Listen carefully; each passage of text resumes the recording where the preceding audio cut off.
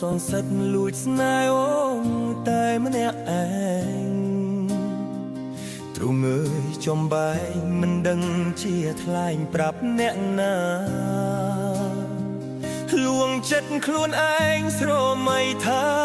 អូនជាសង្សារតាមពិតជីវ៉ាមិនដឹងខ្លួនថាបងស្នេហ៍អូនឡើយអូនទុករូបបងជាមិត្តម្នាក់បងក៏ដឹងបេះដូងប្រលឹមសេញជុកសាញ់ជុងដិតគេផ្សេងពេលអូនរំលឹកពីគេនោះបងសោកសង្រេងក៏ហាក់ខ្លួនឯងខំប្រុងញយឹមលើកទឹកចិត្តស្រី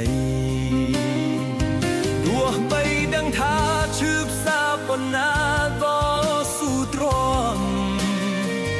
ដើម្បីមាសមុំជួបមនុស្សដែលស្ងួនអូនស្រឡាញ់បងស៊ូចាកចេញចុះចាញ់ចិត្តខ្លួនឯងលាក់ខ្លួនឲ្យទុកចំបែងកុំដកអនុស្សាវរីយ៍ទោះជាយ៉ាងណាក្តីស្នេហាជូនអូនហើយ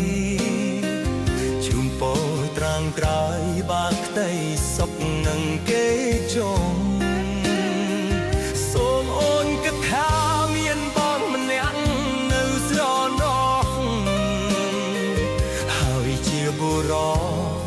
គិតដល់អូនរៀងអើយ